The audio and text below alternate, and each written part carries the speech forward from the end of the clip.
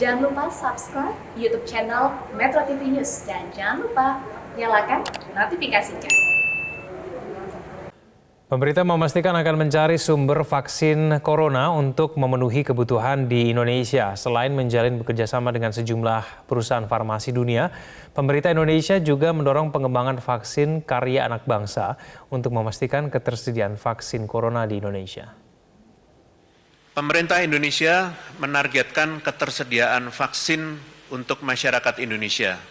Untuk memenuhi kebutuhan yang sangat besar tersebut, pemerintah Indonesia secara aktif mencari sumber-sumber vaksin COVID-19.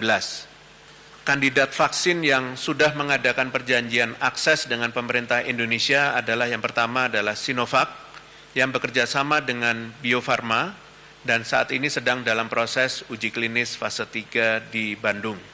Yang kedua adalah Sinopharm yang saat ini sedang mengadakan kerjasama dengan United Arab Emirates, di mana uji klinis fase 3 sedang berlangsung dengan target subjek 22.000 orang. Kerjasama dengan pemerintah Indonesia akan melalui PT Kimia Farma yang bekerja sama dengan G42 di UAE. Yang ketiga adalah Ginexin Korea yang sedang menjalani uji klinis fase 1 dan fase 2A di Korea dengan 60 subjek. Selain kerjasama multilateral, pemerintah Indonesia terus mendorong pengembangan vaksin dalam negeri seperti konsorsium pengembangan vaksin merah putih yang dipimpin oleh Lembaga Biologi Molekuler Eijkman dan Kementerian Riset dan Teknologi. Pemerintah Indonesia terus mencari sumber vaksin corona dan memastikan ketersediaan vaksin untuk memenuhi kebutuhan Indonesia. Lalu apakah target ketersediaan 350 juta vaksin untuk disuntikan ke 180 juta pasien di Indonesia dapat terpenuhi? Kita akan membahasnya bersama dengan Dirjen P2P Kementerian Kesehatan Ahmad Yuryanto dan epidemiolog UNER Windu Purnomo. Pak Yuri dan juga Pak Windu, selamat pagi. Selamat pagi, Mas Kevin. Ya, saya ke Pak Yuri dulu. Pak Yuri, kemajuan vaksin kita khususnya dalam mengadakan vaksin untuk ratusan juta penduduk Indonesia seperti apa, Pak Yuri? Ya, ini sesuatu yang menggembirakan dan kita patut bersyukur ya bahwa Bio Farma bekerja sama dengan Sinovac sekarang sudah masuk pada fase 3 dari uji klinis untuk vaksin Sinovac. Nah, tentunya kita berharap dari hasil uji klinis ini bisa berjalan dengan baik sehingga kemudian secepatnya kita bisa mengajukan registrasi, tentunya Bio Farma yang mengajukan registrasi ke Badan POM dan kemudian nanti akan diproduksi. Kalau kita lihat dari kapasitas produksi dan ketersediaan bahan baku, maka kebutuhan sebanyak 350 juta lebih itu tidak mungkin dipenuhi dalam sebulan. Tentunya akan bertahap. Nah, pentahapan ini sekarang sedang kita matangkan untuk jumlah per bulan yang bisa diproduksi, karena ini nanti akan terkait dengan kemana distribusi ini akan kita berikan dalam rangka untuk melaksanakan kegiatan vaksinasi. Kira-kira membutuhkan waktu berapa bulan, Pak Yuri?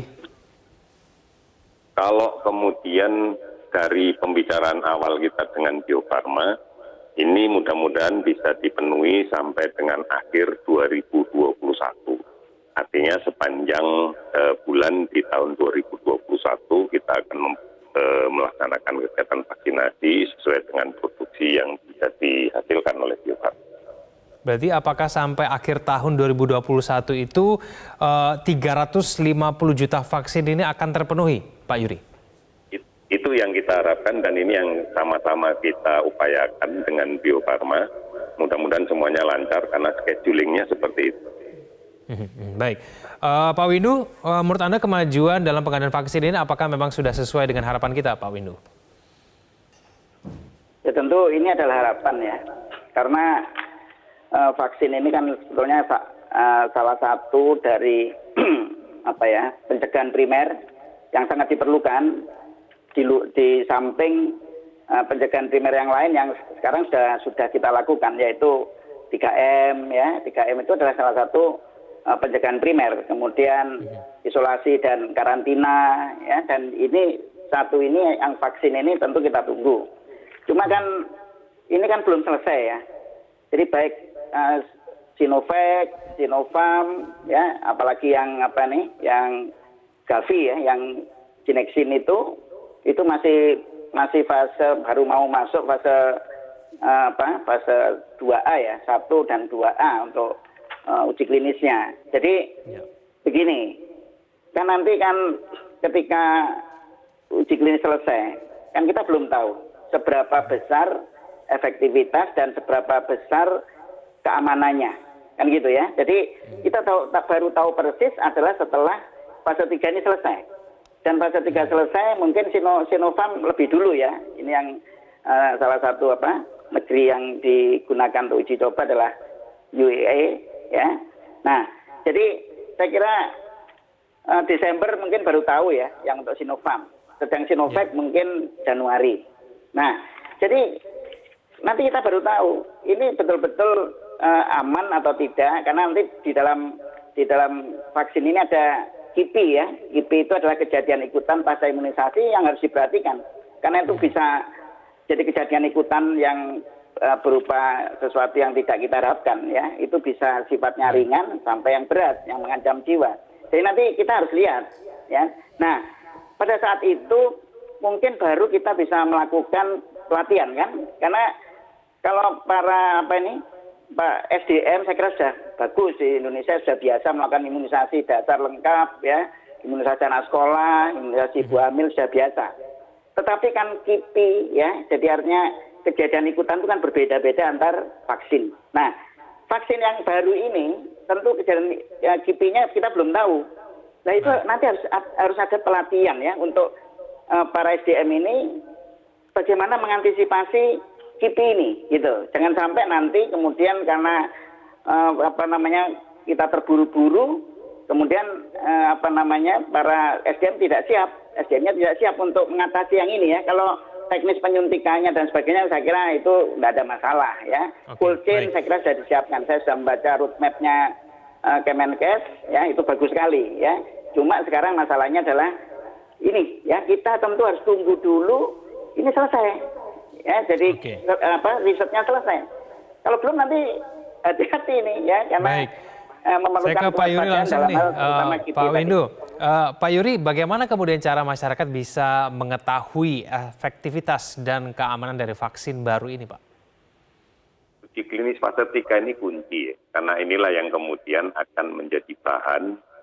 Ini bukan hanya kemudian data yang dilakukan di Bandung saja oleh Bio Farma, karena kita tahu Sinovac juga melakukan itu di Brasil, di beberapa negara yang lain.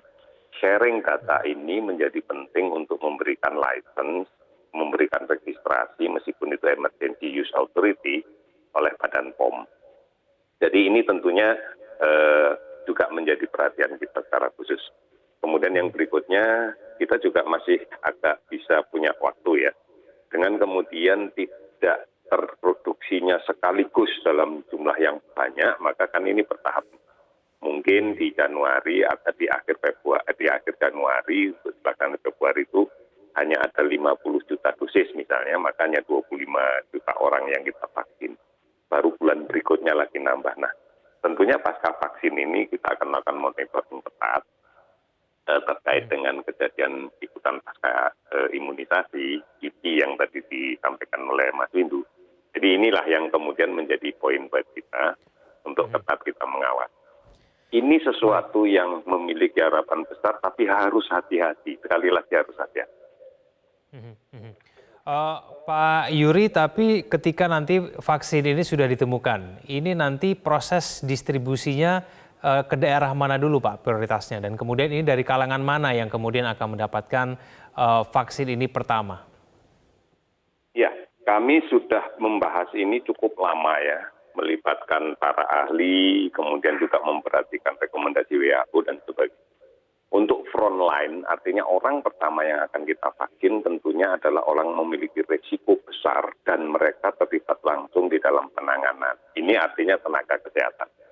tenaga kesehatan yang menangani pasien COVID, baik itu di rumah sakit, di laboratorium maupun di masyarakat yang melaksanakan tracing, ini menjadi frontliner, artinya ini menjadi prioritas yang pertama kita lakukan vaksinasi. Baru kemudian nanti ada public services, ini misalnya kalau kita lihat di sekitar kita adalah yang gampang ya tentunya teman-teman Satpol PP, teman-teman TNI Polri yang selalu melakukan pengawasan. Dan yang penting lagi bahwa 2021 bukan waktunya kita kemudian tidak menjalankan protokol kesehatan. Bahkan sekarang kita meminta tidak hanya menggunakan masker, tetapi kita minta wajib menggunakan masker. Tidak hanya menjaga jarak, tapi wajib menjaga jarak. Tidak lagi mencuci tangan, tapi wajib mencuci tangan. Sehingga yang 3M tadi kita jadikan 3W dengan menambahkan wajib. Karena kalau tidak, ini akan menjadi sulit. Ekspektasi yang berlebihan terhadap vaksin, jangan sampai mengendorkan semangat kita untuk tetap menjalankan protokol kesehatan itu. Baik. Pak Yuri, tapi kalau untuk wilayah ataupun daerah, ini mana Pak yang menjadi prioritas pertama? Nah, kalau kemudian kita mengatakan bahwa ini adalah tenaga kesehatan yang melayani layan COVID, kita tidak terikat pada daerah, kita terikat pada institusi yang melayani gitu. Jadi ya dari Sabang sampai Merauke kan banyak rumah sakit rujukan itu. Ya itu kita kerjakan sama-sama. Oke, baik. Pak Windu, menurut Anda distribusi prioritas dari vaksin ini kemana dulu Pak yang pertama kali? Ya, kan begini. Ini kan tujuan pemberian vaksin itu kan semua vaksin ya pada dasarnya adalah menurunkan morbiditas dan mortalitas ya, menurunkan kejadian sakit dan menurunkan kejadian kematian ya. Jadi tentu mereka yang sangat berisiko untuk mengalami morbiditas, ya, kesakitan tadi. Dan yang paling berisiko untuk mengalami mortalitas itu adalah yang yang menjadi prioritas. Itu prinsipnya. Nah, siapa yang menjadi prioritas adalah tentu mereka yang paling berisiko untuk tertular. Ya kan, yang tertular satu. Jadi tertular siapa ya? Tadi yang disampaikan oleh Pak Yuri tadi adalah mereka yang menjadi tenaga kesehatan ya, petugas kesehatan, baik medis, paramedis ya, petugas tracing ya dan sebagainya. Itu yang pertama. Dan berikutnya tentu sudah ada kajiannya tentu ya, siapa yang paling berisiko untuk terkena penularan. Kemudian juga yang berisiko untuk kematian ya. Siapa itu? Yaitu mereka yang, tapi cuma ini saya tidak melihat itu disebut karena yang berisiko untuk meninggal adalah siapa? Mereka yang punya komorbid, ya toh? Kemudian yang lansia, ibu hamil, balita. Ya di Indonesia itu balita termasuk yang risikonya lebih tinggi daripada usia yang di atasnya. Nah, jadi itu yang jadi prioritas. Cuma yang disebut pertama adalah yang mereka berumur tadi berumur produktif ya secara ekonomi, jadi 18 sampai 59 tahun. Nah, baik. Jadi tapi mereka memang karena mereka bekerja di luar, mereka memang berisiko untuk tertular. Tapi untuk kematian sebetulnya yang tadi ya yang lansia dan seterusnya. Hanya saja yang saya tahu untuk uji coba atau fase uji klinis Sinovac yang ada di Bandung misalnya, itu ternyata hanya melibatkan partisipan yang umurnya 18 sampai 59 tahun. Nah, sehingga tentu Sinovac untuk yang di Indonesia tidak bisa digunakan untuk mereka, tentu hati-hati untuk digunakan untuk mereka yang di luar umur itu ya, yang lansia, yang komorbid, karena harus sehat kan yang di dalam uji coba. Nah, saya tidak tahu mereka yang lansia, kemudian punya komorbid, ibu hamil dan balita ini nanti kapan mendapatkannya, karena uji cobanya tidak melibatkan mereka. Oke, nah, baik. Saya akan berikan kesempatan kepada Pak Yuri untuk menanggapi hal tersebut, Pak Windu. Namun kita harus jeda dulu, pemirsa jangan kemana-mana, kami akan kembali usai jeda.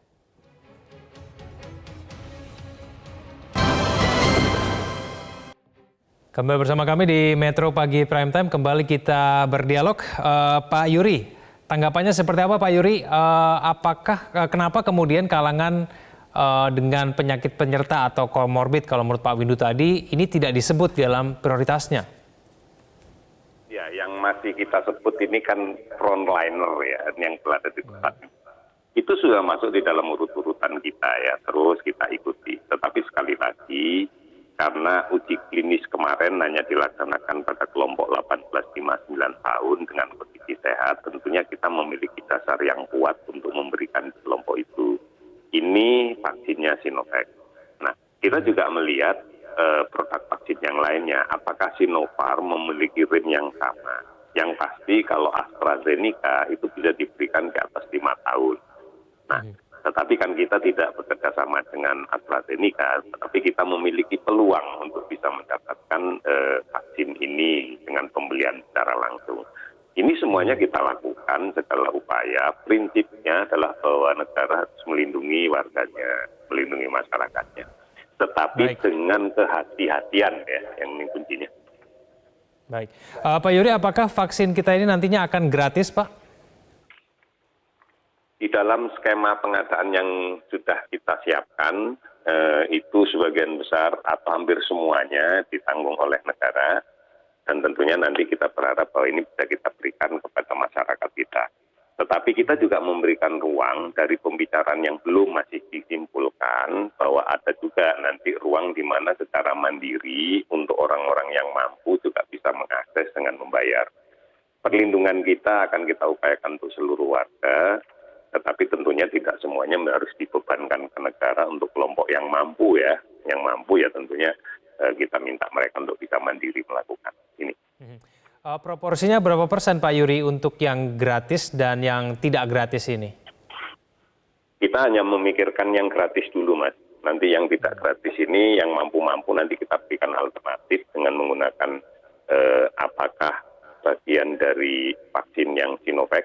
Karena kan yang kita dahulukan adalah prioritas yang gratis yang jadi tanggung jawab pemerintah ini kita dahulukan.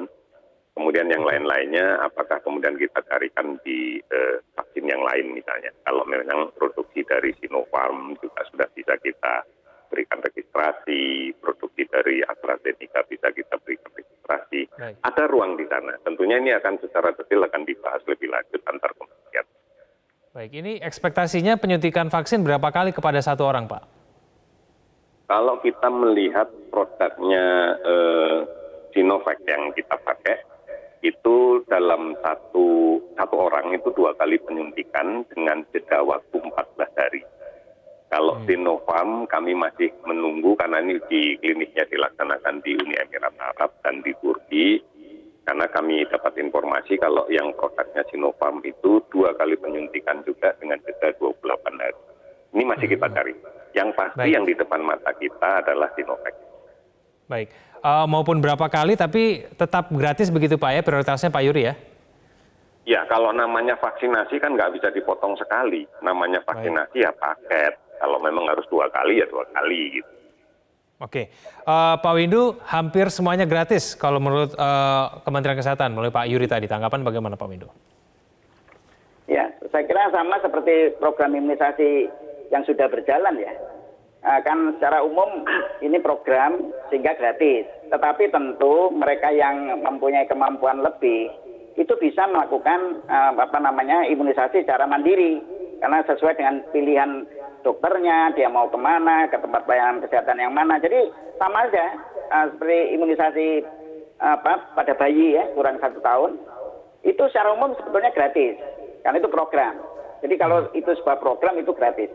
Tetapi mereka yang yang punya kemampuan lebih, dia punya pilihan untuk mencari sendiri gitu ya, dengan tentu berbayar. Jadi saya kira wajar ya apa yang disampaikan Pak Yuri. Jadi mereka yang mampu biasanya dia tidak memilih misalnya ke posyandu ya, ke puskesmas, tetapi dia datang ke dokter spesialis pilihannya atau ke rumah sakit pilihannya gitu ya. Jadi saya kira wajar ya.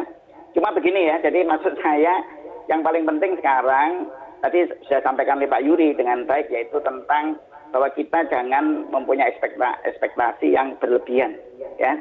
Karena ini belum selesai kan, uji klinisnya belum selesai. Jadi artinya kita belum tahu persis seberapa besar efektivitasnya dan seberapa besar keamanannya tadi, ya. Jadi itu yang harus kita tunggu ya. Tetapi persiapan tentu sudah, dan saya sudah melihat roadmap-nya Kementerian Kesehatan ini bagus sekali ya. Cuma tentu ada beberapa hal yang mungkin ya dimodifikasi ya dan sebagainya. Nah, tetapi jelas yang tetap harus dilakukan adalah 3M. ya. Kemudian untuk pemerintah 3T harus terus selalu dilakukan karena itu yang paling penting pada saat ini.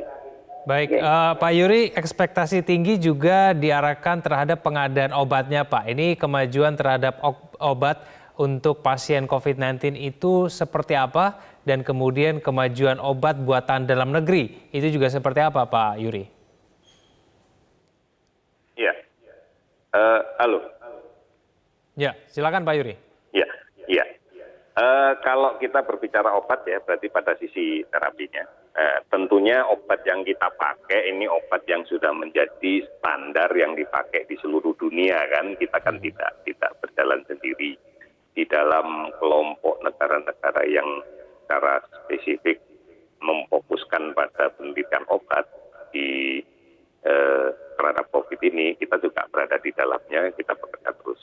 Bagi kita sekarang adalah ketersediaan obat ini bisa kita penuhi. Karena kan sebagian dari obat-obat itu harus kita impor. Ya. Kita alhamdulillah sudah bisa memenuhi sampai dengan beberapa saat ke depan. Kemudian yang kedua adalah memastikan bahwa semua rumah sakit yang merawat COVID mematuhi protokol. Karena protokol pengobatan ini dibuat oleh organisasi profesi, ada 5 organisasi profesi, Perhimpunan Dokter Paru, Penyakit Dalam, Anestesi, dan sebagainya. Ini mereka yang secara kewenangan memang expertnya menentukan pengobatan ini. Kita menggunakan prinsip-prinsip seperti itu dan alhamdulillah sih sekarang untuk pasokan, ketersediaan semuanya ada gitu ya. Kalaupun ada hambatan biasanya pada distribusi atau kalau enggak kadang-kadang ada rumah sakit yang tidak mematuhi protokol ini ya. Ini yang kadang-kadang perlu kita selalu terus berkomunikasi dengan mereka. Baik, Pak Yuri, tapi ada pertanyaan juga begini Pak, ini kenapa kemudian obat dari luar negeri ini sudah kita berikan izin, tapi kemudian obat dalam negeri kita ini belum mendapatkan izin? Nah ini bagaimana Pak Yuri? Ya, saya tidak melihat obat apa itu yang dimaksudkan. Obat dari UNER disebutkan belum mendapatkan izin dari BPOM, tapi kemudian obat-obat dari impor begitu sudah tersedia lebih dahulu dan kemudian obat bisa dari UNER itu semuanya secara komponen satu per satu itu sudah ada izinnya semua. Obat dari UNER ini kan campuran dari banyak obat itu. Sebenarnya kan ini semua komponen obatnya sudah ada izinnya semua. Baik, saya ke Pak Windu. Bagaimana kemudian kita bisa menempatkan prioritas yang pertama kali diberikan kepada masyarakat Indonesia nih Pak Windu? Apakah vaksin terlebih dahulu ataupun obat? Ini penggunaan yang terbaik dalam dua hal ini seperti apa Pak? Begini, kan pada dasarnya COVID-19 ini kan self-limited disease ya. Jadi artinya dia bisa sembuh sendiri kecuali mereka yang pada gejala sedang berat ini yang harus hati-hati. Tapi kalau yang ringan tanpa gejala kan tidak perlu obat sebetulnya ya, dia bisa sembuh sendiri. Nah, dan yang justru terpenting itu adalah ya tentu kalau kita pilihannya ada vaksin atau obat, vaksin lebih dulu karena vaksin itu pencegahan. Jadi orang menjadi sakit bahkan meninggal itu karena dia tertular. Kenapa dia tertular? Karena tubuhnya tidak mampu untuk menahan ya. Jadi menahan gempuran dari virus ini. Jadi tentu vaksin lebih dulu itu sebagai prioritas harusnya ya. Tapi bersama-sama ya nggak apa-apa ya, sama-sama ditemukan ya. Nah jadi obat sendiri tentu obat-obat yang sekarang sudah ada itu yang juga dikombinasikan oleh UNER itu sebenarnya kan ya sudah tadi ya sudah sampaikan Pak Yuri itu semuanya adalah obat yang sudah tersedia ya dan sudah ada izinnya semua ya. Hanya ketika dikombinasikan tentu kan memerlukan sebuah ini kan menjadi katakan obat baru tanda petik ya toh. Nah, itu memang ada beberapa hal yang memang harus direview kembali ya. Jadi direview sehingga memang nanti harus dilanjutkan memang risetnya. Enggak apa-apa, kita tunggu ya dan enggak masalah saya kira. Baik. Tetapi kan kita sudah bisa menggunakan obat-obat untuk mereka yang sedang dan berat, terutama yang kritikal. Itu sebetulnya sudah ada. Ya, jadi dan terutama yang paling penting kan kalau untuk yang kritikal kan sebetulnya kan bantuan alat bantu nafas itu ya yang paling penting ventilator dan selain obat-obat yang tadi ya. Nah, jadi saya kira vaksin tetap nomor satu ya. Kalau misalnya kita bandingkan obat atau vaksin ya vaksin nomor satu harus lebih dulu. Saya kira Baik, begitu, tapi Mas. yang tidak perlu dilupakan adalah masyarakat sambil menunggu semua terdistribusi, vaksinnya tersedia, 3M-nya juga harus betul-betul dilakukan, begitu ya Pak Yuri ya? Bet- Iya betul, bahkan saya lebih menekankan tidak 3M lagi sekarang. Saya menambahi dengan kata-kata wajib, jadi tidak menggunakan masker tapi wajib menggunakan masker, tidak menjaga jarak tapi wajib menjaga jarak. Itu sesuatu yang harus kita, inilah adaptasi pada situasi yang baru, pada kebiasaan yang baru. Ini yang mohon menjadi atensi bersama termasuk media, bahwa dengan ditemukan vaksin bukan berarti selamat tinggal masker, tidak, malah saya katakan wajib sekarang. Baik, terima kasih Pak Yuri dan juga Pak Windu telah bergabung bersama kami di Metro Pagi Prime Time. Selamat pagi.